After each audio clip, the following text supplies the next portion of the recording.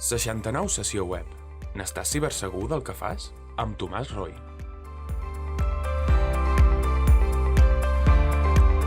Primer de tot, agrair molt el fet de poder estar amb vosaltres i comentar-vos, aprofitar aquest moment per ajudar-vos a la vostra pròpia autoprotecció com a treballadors d'un entorn de l'administració, que, com veureu, és un entorn que és objecte d'atacs i és d'interès. Per tant, sentiu-vos, diríem, atractius i una part atractius pels atacants i una part activa en la protecció de la pròpia administració. Per tant, sou un component clau d'aquest sistema de protecció. Moltíssimes gràcies de tenir l'oportunitat de parlar amb vosaltres i d'activar-vos. Dit això, l'Agència de Ciberseguretat és l'entitat de Catalunya que té la responsabilitat de la protecció de l'espai digital i de la generació de confiança en la ciutadania. Per tant, això ho fa a través de la protecció de la pròpia administració i oferint un servei públic de ciberseguretat. Perquè us feu una idea, nosaltres estem gestionant pràcticament un incident cada 3 hores. Igual que els bombers es dediquen a apagar incendis, per entendre'ns, nosaltres som experts en la gestió d'incidents de ciberseguretat. Per tant, nosaltres estem molt conscienciats que els incidents en ciberseguretat passen perquè és la nostra feina i per això ens va també poder implicar-vos en les vostres actuacions perquè aquest número d'incidents es pugui reduir i protegir-nos entre tots. També és molt important el tema de la cultura de la ciberseguretat, que és exactament també el fet de poder compartir amb vosaltres i formar-vos i conscienciar-vos sobre la importància. I després el tema de la gestió de la innovació i del talent, que en l'entorn de la ciberseguretat, la veritat, és bastant escàs i, per tant, també aquí llenço una crida a tots aquells de vosaltres que tinguin interès en la ciberseguretat o tinguin familiars o tingueu canalla o tingueu companys que estiguin pensant de canviar del seu sector, que mirin la ciberseguretat perquè és un molt bon lloc on treballar i és un entorn molt estimulant. Dit això, voldria començar a enfocar i a contextualitzar l'entorn en el que ens estem movent i per què la ciberseguretat és tan rellevant.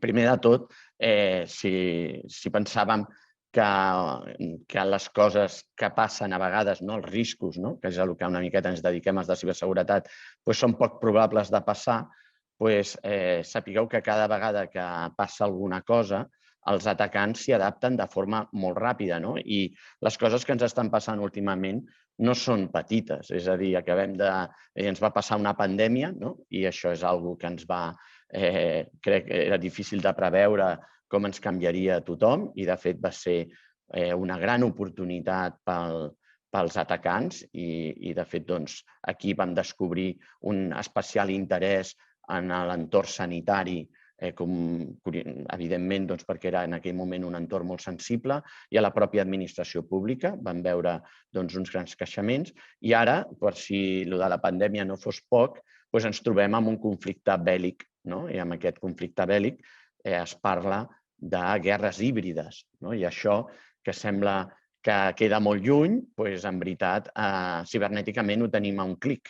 Aleshores, això també ha fet que hagin augmentat moltíssim l'emissió de programari maliciós. Per tant, aquest estat d'alerta i de compte i de cuidado és quelcom que hem de tenir present, que des de la pandèmia i especialment ara amb el conflicte bèl·lic és veritat que hi ha hagut un increment. Per tant, una de les primeres accions que hem de ser actius en portar a terme és l'actualització dels dispositius. Nosaltres tenim dispositius i els dispositius no són només l'ordinador, sinó que també, evidentment, és el nostre mòbil, però també ho és, per exemple, la nostra televisió. Penseu que una Smart TV, una televisió connectada a internet, pot formar part, diríem, de les eines que utilitzen els atacants. Això que sembla sorprenent, tingueu present que l'atac més important que s'ha fet mai en entorns de denegació de serveis, que és com allò que es diu, tindreu al cap, l'atac del 9N, allò es va fer precisament a través de dispositius com càmeres de vigilància. O en el 2022, el malware, diríem, el virus que s'ha difós més amb un 11% de dispositius és precisament en Smart TVs, amb televisors intel·ligents, amb una versió d'Android que no estava actualitzada. Per tant, quan us dic que tots els nostres dispositius són més que l'ordinador i el mòbil, nosaltres ens hem de fer responsables d'això, de la gestió de tots els dispositius que es connecten a la xarxa sota la nostra responsabilitat que tinguem a casa. Per tant, repasseu una mica i veureu que són molts més dels que pensem. Per tant, els hem d'actualitzar, hem d'intentar també tenir actualitzat l'antivirus. Hi ha gent que pregunta, l'antivirus serveix d'algú? I és veritat que no és l'eina definitiva, però no tenir-lo és realment és el mínim. És a dir, l'antivirus s'ha de tenir actualitzat i, si és possible, configurat perquè també en gestioni les xarxes socials, perquè pugui detectar, per exemple, links o connexions a URLs, a xarxes socials que puguin ser fraudulentes o de mala reputació. I el missatge que jo espero, us en donaré dos clau, però aquest ja vull que us quedeu, és de no fer clic. En general, jo us diria, vigileu amb els clics. O sigui, en aquest moment s'estan enviant molts atacs per diferents formes, a través de correus, i parlarem de com detectar-los, però també a través dels SMS, on ens trobarem enllaços. Per tant, aquí us demano que tingueu present que cada clic que feu és l'acció que vol l'atacant que tu facis perquè formis part de l'atac i, per tant, poder utilitzar el que es diu enginyeria social. Per tant, si penseu en un missatge que rebreu del banc, primer de tot sempre passarà en un context. Tu estàs intentant fer una operació i t'arriba l'SMS. Si t'arriba aquest missatge fora de context i no entens per què l'has rebut o et diuen que té a veure amb un paquet que has de rebre, sobretot si hi ha un link, segurament aquest és un missatge fals. I penseu que n'estem rebent tots, o sigui, en rebem cada dia, jo en rebo. Per tant, us diria que tingueu present que això és un atac que s'està difonent molt perquè funciona i, per tant, si hi ha un codi numèric, és una cosa, però si hi ha un link, desconfieu i no el cliqueu. Per tant, primer missatge d'avui, no fer clic. Després, el segon missatge té a veure amb les contrasenyes. És a dir, malgrat tots els fabricants estan intentant i tots els entorns estan intentant dir adéu a les contrasenyes, reconec que és un tema que ens ve de lluny i que no està molt ben resolt. Jo sé que és difícil, i ho és per mi, per vosaltres segur que també, gestionar contrasenyes complicades pels diferents entorns en els que us demanen que utilitzeu credencials. Però heu d'intentar, en la mesura del possible, tenir mots robustos, paraules de pas robustes, i, si és possible, que ho és normalment, utilitzar el doble factor. Hi ha aplicacions, com per exemple l'Authenticator dintre del Google o del propi Apple, si el teniu, o aplicacions que són multiplataforma, com una que es diu Authy, que és AUTHY, que et permet de tenir un doble factor, de manera que aquest doble factor, quan tu fiques la paraula de pas, et surt un codi en aquesta aplicació Authy, i si no tens aquest codi no pots entrar. Per tant, no és suficient en saber la teva paraula de pas, sinó que, a més, s'ha de tenir accés a aquesta aplicació. Això és la forma més eficaç que hi ha ara, el robatori de credencials. Penseu que pràcticament les credencials, totes elles, acaben sent robades, o bé perquè tu les reutilitzes i, per tant, poden ser objecte d'atac allà on tu a la web on tu l'has utilitzat. I aquí penseu que inclús els més grans, Google, Microsoft, Twitter, Facebook, LinkedIn, han patit, Dropbox, han patit fugues d'informació. Per tant, l'única manera de protegir les nostres credencials és canviar la password. Si mai creieu que podeu haver estat víctimes o heu clicat en algun link on us han demanat credencials o dades de pagament, en qualsevol cas, el millor que podeu fer és canviar la password. Si canvieu la password és com si comencéssiu a viure vides infinites. Cada vegada que us sentiu que potser heu pogut caure en un parany, canvieu la password perquè aquesta és la mesura més eficaç. Dit això, alguns consells. Eviteu tot el que es diu la desinformació, o sigui, formar part de sistemes d'enviament de notícies falses, intenteu esbrinar d'on provenen, de quan són. A vegades ens posem a reenviar missatges que són de fa 4 anys o que la dada no és certa. Per tant, intentar no participar en la desinformació. Això és una miqueta allò de si volem viure digitalment, cuidem una mica que l'entorn on vivim estigui net. I això, com que el món digital l'hem construït nosaltres, cuidem-lo i que participem activament en la seva neteja. Després, en totes les aplicacions que tenim, hem d'aprendre, i us dic que és una cosa que som capaços de fer i, si no, hi ha tutorials per mirar-ho, a configurar-les. És a dir, hem d'entrar a l'aplicació i mirar, per exemple, els apartats de privacitat i intentar limitar els permisos als mínims necessaris. També alertar-vos que en aquest moment, sobretot a través de les xarxes socials, hi ha molts fraus. Veureu sovint missatges de tipus enriquiment molt ràpid o de deixar de treballar, o inclús missatges directes fets a través de Twitter o a través d'Instagram o inclús TikTok, inclús dirigit als nostres joves, on se'ls demanen que poden guanyar diners si formen part d'estructures piramidals o si se'ls utilitza per passar un codi. Envia aquest codi a aquest usuari i rebràs una compensació econòmica, o envia aquests diners en aquesta adreça, en aquest wallet, en aquesta cartera digital, i et correspondran a tu un número d'una part d'aquests diners. Quan passen missatges d'aquestos, el que està passant és que s'està utilitzant, als nostres joves se'ls està utilitzant com a mules, que es diuen al món del cibercrim.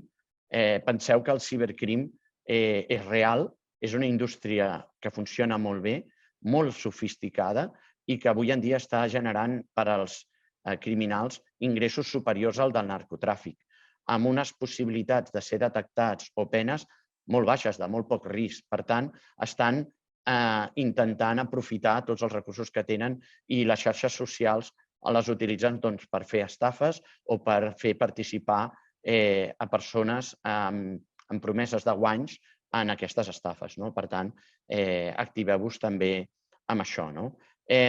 També pregunteu-vos molt sobre qui pot estar interessat en la vostra informació.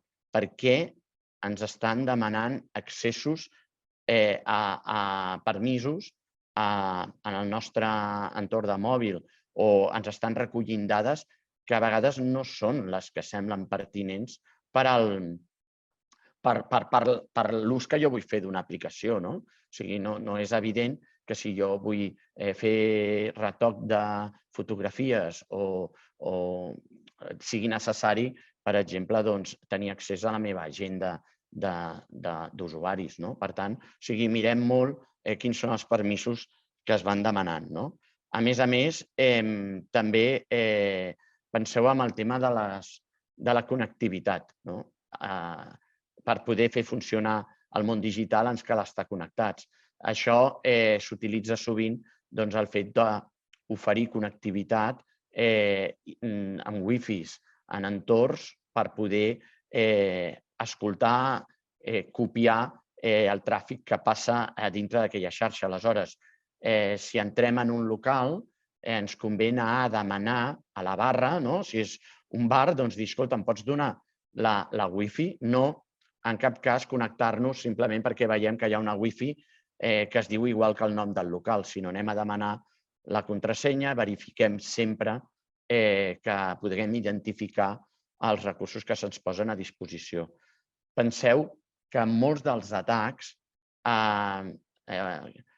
es fonamenten amb la confiança que ens generen. Per tant, vosaltres, que sou, en la majoria, sou treballadors que teniu a veure amb l'administració pública, capturar les vostres credencials és molt interessant per a un atacant, perquè capturant-les es poden fer passar per vosaltres. Si algú de vosaltres diu jo no entenc per què algú podria atacar a mi, si em volen atacar o espiar, que ho facin, total, per lo que faig. Però el que heu de pensar és que un dels actius més importants que teniu és la vostra reputació. Aleshores, és més possible, és més probable que jo confiï en un missatge que m'arribi d'algú de l'Agentcat que no que m'arribi un missatge d'una compte genèrica de Gmail, per entendre'ns. Per tant, tots els missatges que es puguin enviar des de comptes de Gencat faran una miqueta una bola de neu que permetran a tots les persones que confiïn en vosaltres clicar o creure que el missatge que rebeu és amb una reputació o una confiabilitat alta. Penseu que capturar la meva xarxa social i penjar-hi un post on digui no sé, he invertit aquí i m'ha anat molt bé. En un dia he guanyat 300 euros. Doncs això pot fer que la gent que em segueix digui, home, si el Tomàs ho fa i el Tomàs és un crac i va amb compte, doncs jo també ho faré.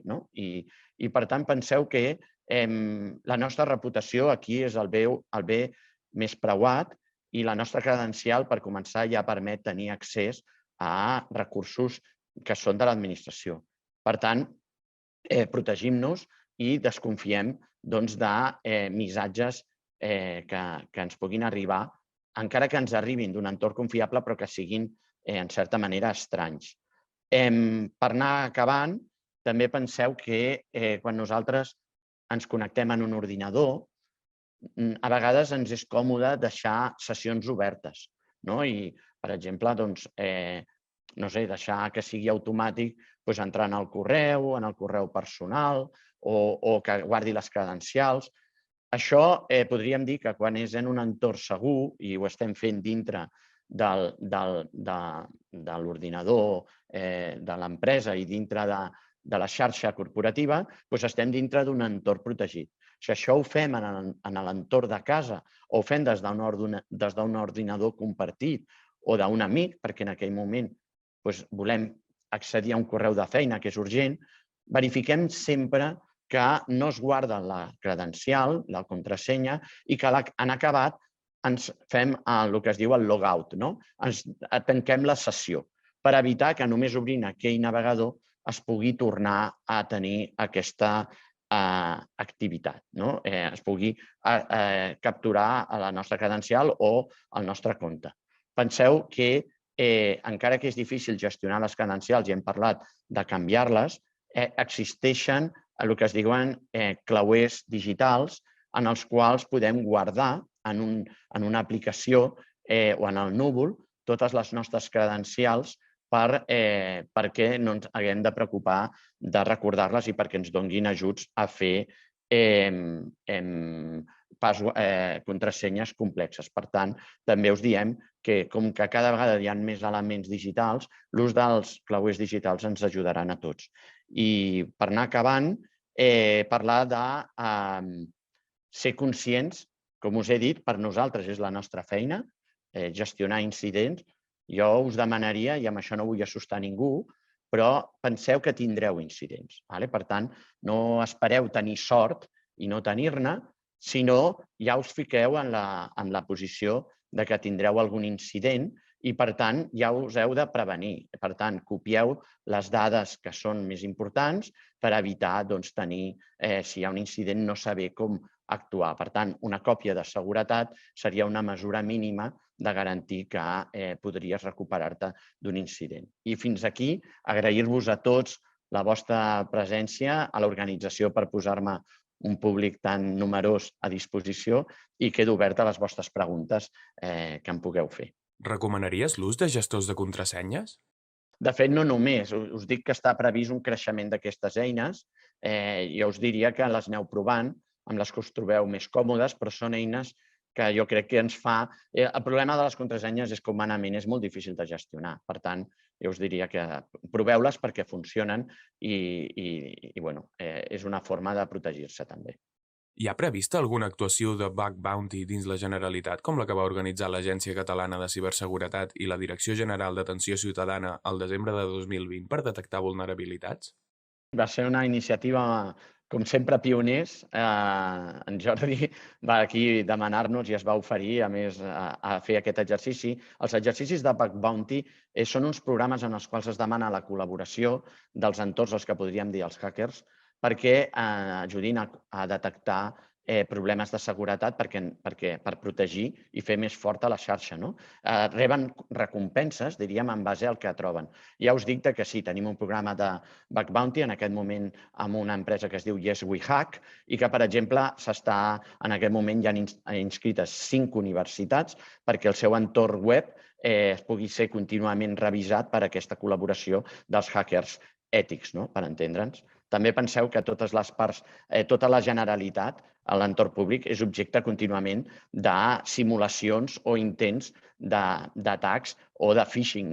I us dic que són molt elaborats i que us poden fer caure amb l'engany perquè per visió, o sigui, a la vista, sembla perfectament legítim. Si ens connectem a una xarxa Wi-Fi oberta amb l'ordinador de la feina utilitzant una VPN, estem navegant de forma segura? A veure, la VPN, la seva funció, precisament, és la de generar un túnel protegit que a tots els efectes tu et trobes connectat en l'espai, diríem, et connecta com si estiguessis treballant a l'oficina en aquesta VPN. És una forma de seguretat que xifrar un canal. Aleshores, les Wi-Fis obertes no serien mesura, o sigui, ja he dit que seria bo de no utilitzar-les, però és veritat que si amb una VPN estàs més segur. Penseu que la VPN també té una credencial. Si aquesta credencial es compromet, aleshores dones accés a l'atacant a les VPNs.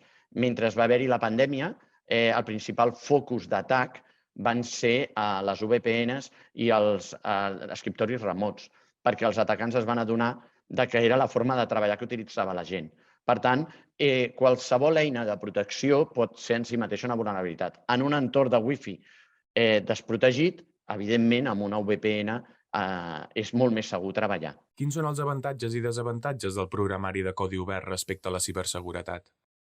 El programari el bo que té és que forma part d'una comunitat i és auditable, per tant, està disponible el codi, i podríem dir que l'avantatge és la seva transparència i, en certa manera, la vocació, diríem, de col·laboració, de comunitat i de seguretat. Si podríem dir si hi ha algun desavantatge, si és que n'hi ha, seria el fet que és important saber quina és la comunitat que hi ha darrere, perquè a vegades hi ha programes d'open source que acaben sent privatius o de pagament, o a vegades queden discontinuats i, per tant, també obsolets. Aleshores, diríem que endavant el programari lliure i que no sempre el programari lliure, open source, implica gratuïtat, sinó que simplement també tenir presents els costos que pugui tenir quan et poses en un entorn empresarial i el manteniment del mateix que sigui viable en el temps. Però, en general, molt a favor del programari lliure. Com valores la transacció de dades personals per accés gratuït a les aplicacions de grans plataformes d'internet i xarxes socials? Crec que és evident, quan una cosa és gratuïta, la frase que sempre es diu és que tu ets el producte. Aquí simplement és el que he comentat de valorar el que estem compartint, conscientment. També us dic que inconscientment també estem compartint coses i per això la legislació, almenys a Europa, busca perquè l'entorn digital sigui un lloc agradable, segur i confiable on viure. I per això restringeix molt l'abús que es pugui fer. Si aquestes plataformes a les que ens estem apuntant es troben en un entorn diríem, fora de la comunitat europea i fora de la regulació, doncs és més perillós. No? S'estan també donant directrius inclús de desinstal·lar certs programaris en aquest moment de fons o de països que no es considera que tinguin un comportament correcte amb l'entorn de la privacitat de les dades. Pots recomanar alguna app de clauer digital? La veritat és que n'hi ha diferents. Jo us diria que les pròpies que hi ha en els... Dic perquè ara la gent no s'atabali a buscar, però les pròpies que hi ha en els propis dispositius mòbils són correctes, és a dir, funcionen bé. També us dic que estigueu atents que el vostre clauer no acabi sent vulnerable, que també ens ha passat que una de les eines més famoses de gestió de clauer al final li van trobar una vulnerabilitat i va posar a risc les credencials. Però us dic, per exemple, en els iPhones i en els Androids, que hi ha eines de gestió d'aquestes contrasenyes i, a més, les miren si ja formen part que han sigut descobertes, no? I si ja són conegudes. I aleshores et diu, per exemple, alerta que de les, 30 credencials que tens, 27 ja són conegudes a la xarxa i ja t'avisen que tu mateix, i aquest jo crec que és un servei molt interessant, que les has de canviar perquè ja no són segures, no? Per tant, jo us diria, podeu baixar-vos aplicacions, si les busqueu en els markets, mireu que tinguin bona reputació i bones recensions, però la pròpia del dispositiu mòbil que teniu és vàlida.